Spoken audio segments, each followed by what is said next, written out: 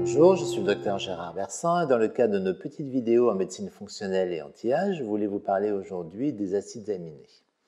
Alors, les acides aminés sont des éléments essentiels des protéines, mais pas que. On sait qu'on voit ça comme des petites briques des Lego, l'assemblage des Lego va former des protéines. Mais ça, c'est vrai pour 20 acides aminés, mais il y a 250 autres acides aminés qui participent à autre chose que la formation des protéines, qui participent à des réactions enzymatiques, qui participent à plein de choses au niveau de l'organisme. C'est pour ça qu'on a distingué en fait les acides aminés essentiels, semi-essentiels ou non essentiels. Les acides aminés essentiels sont les acides aminés que nous ne pouvons pas fabriquer dans notre corps et qui donc doivent absolument être apportés par l'alimentation.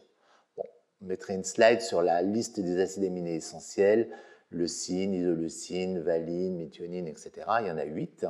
Je ferai une remarque en passant en disant qu'il y a un aliment, par exemple, qui contient tous ces acides aminés essentiels, c'est l'œuf. L'œuf, vous retrouvez vos 8 acides aminés essentiels. Ensuite, nous avons des acides aminés semi-essentiels, c'est-à-dire qu'ils deviennent essentiels dans certains cas de maladie ou de carence. Voilà. Et puis, il y a les acides aminés non essentiels, ceux que notre corps peut fabriquer par lui-même.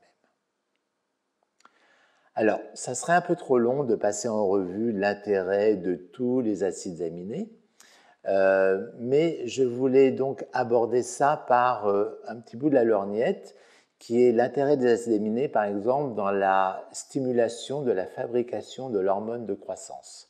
L'hormone de croissance, vous voyez un peu la liaison entre les nutriments, les hormones, etc.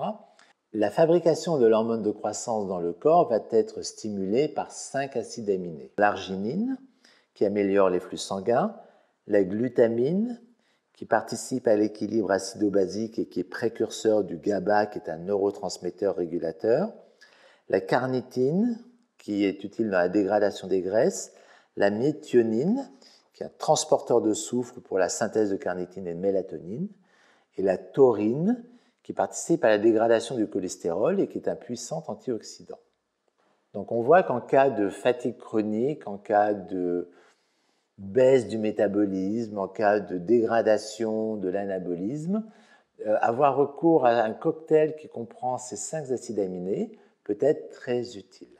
Donc ceci nous permet de parler de l'intérêt des acides aminés et n'oubliez pas de faire des cures d'acides aminés 2 fois par an, de façon à renouveler un peu le stock, de façon à ce que vous ne puissiez pas être en déficit de certaines protéines. On a tendance à prendre facilement des vitamines, on a tendance à prendre facilement des minéraux, mais je pense qu'on ne pense pas aussi à renouveler les acides aminés. Bien sûr, une alimentation diversifiée va vous apporter votre stock, mais on a vu tous les problèmes qui peuvent se poser au niveau de l'alimentation, dans la fabrication de l'alimentation, dans l'absorption de l'alimentation. Donc moi, je conseillerais quand même de faire une cure au moins 1 fois par an d'acides aminés. Voilà, cette vidéo vous a plu, mettez un pouce, sinon abonnez-vous à ma chaîne YouTube.